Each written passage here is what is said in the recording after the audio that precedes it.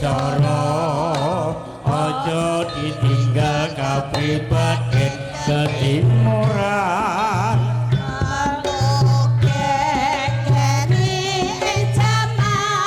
mbok yo sing eling iku budaya pancen bener kandamu.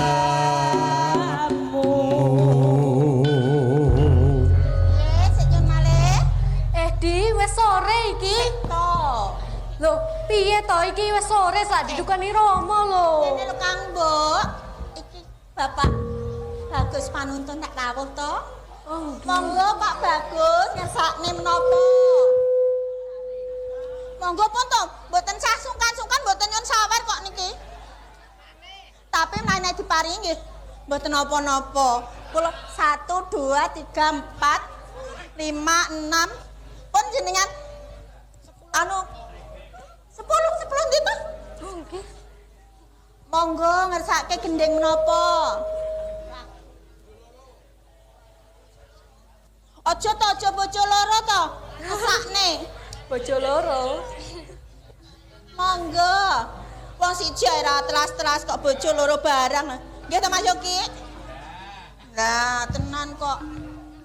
Monggo, menapa manut mawon? Manut iku penak lho. Pak Bagus. Manut pripun? Manut.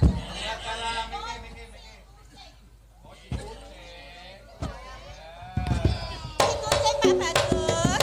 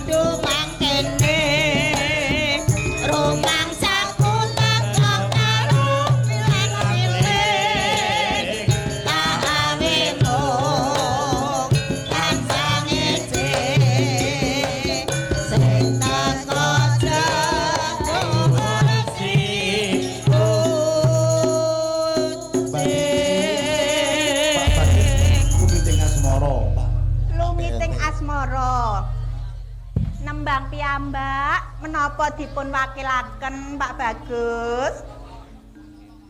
Monggo. Nek Bagus Purwo njumbangan. Wah. Sik. Nyun pangapunten mangke nek kula kalih Pak Marno nggih kamanusan no.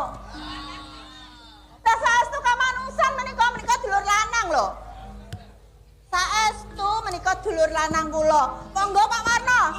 Nostalgia.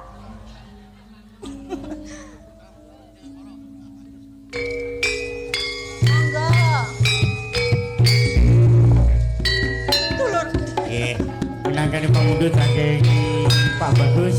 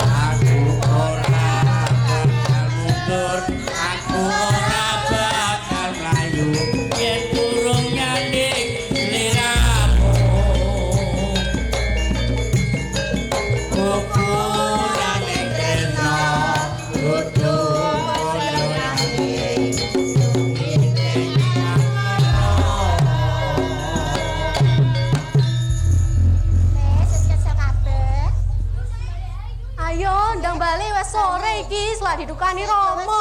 Bali ora apa-apa to. Lho, Ayo. Sek to. Ana apa to? Mau ora yo nganggo sang-sangan kaya awak-awakmu ki to. Loh, lha nek gitu sasangan iki. Bisa digoleki sik. Ewangi dhisik, ewangi goleki dhisik. Loh, ya wis ayo nang digoleki ya. Nang ndi to Kang Mbok? Lah ning ndi to diajak? Lah yo nang ndi to? Lah mongko nek disenani karo Kanjeng Rama karo Kanjeng Ibu piye lho? Ayo, wis sore. Ayo wis sore gak iso nemokne aku. Aku coba tinggal